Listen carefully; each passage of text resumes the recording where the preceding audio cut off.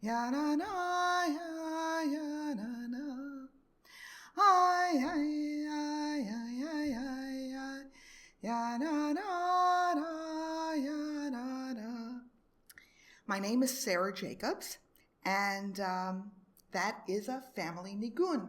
My mother's father came from the little town of Frumpel in the Ukraine, and Zalman Pesach used to sing in his sleep. And he came from a town where I guess not that much was going on at night, and people used to gather outside of Zalman Pesach's window to hear him sing that melody and others in his sleep. So in my family growing up, singing was really important. We sang Zmirat Friday night. We sang Zmirat Shabbat afternoon as we washed the dishes, cleaning up from Friday night and cleaning up from Shabbat lunch. And we used to do Sudah Shlishit, and we would sing old-time Zionist songs, and we would drive in the car to visit my grandparents in Rockland County, and we used to sing in the car. We used to sing Zionist songs from the teens and the 20s. And because I was a rabbi's kid, our job as the family was to sing loud because most of the people in congregation did not know the words and could not sing. So I did a lot of singing in shul and at home. But I went to Orthodox day school, and there I davened behind a mechitza. And we davened Shacharit, Mincha, and Mariv at school.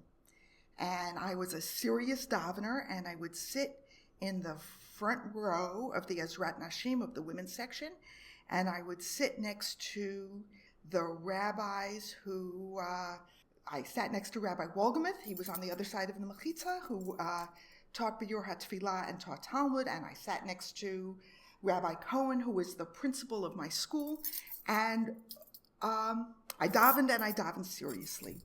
What I didn't realize until not quite 30 years ago was that when I davened behind a mechitza, I would put my voice in a place where it made no sound. And I realized that when I was invited to a bar mitzvah down the street at an Orthodox synagogue, and I was in the Ezrat Nashim, and the women all made the same not quite noise, where your voice sort of resonated a little bit in your chest, but there was no projection.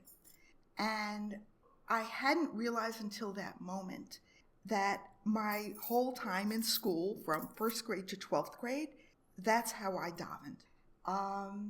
Occasionally I led davening here at Ansche Chesed, and I suffered from that sense of Yirat Shamayim, that fear of the heavens, from not quite good enough breath control, and I would start to lead, and my voice would get all choked up and tense, and I was not a good balat tefillah. In fact, I was kind of crummy, and for many years, I just didn't do it. It was just not my thing, not my mitzvah. After my father died, I made the commitment to come to morning minyan every day, and I did. And after not too long, Marty began to ask me to lead tefillot. And I did. And I would assume for the first several months of my doing it, I would lose my breath before the end of the phrase, and I would sing kind of choked and clenched and without being to project. And as the year progressed, I realized that I could actually lead davening. I was a balat tefillah, and I had found my voice. And a couple of years ago, my mother died, and I went through the same cycle again of leading tefillot, and I realized that I no longer sing with my voice boxed up in my chest, so it just vibrates a little bit.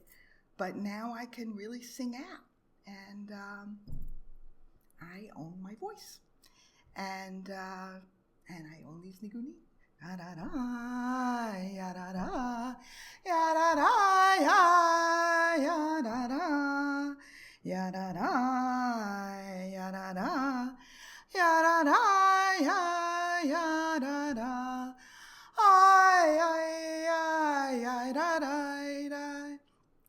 ya da da da, ya da da. Ay, ay, ay, ya da da da, ya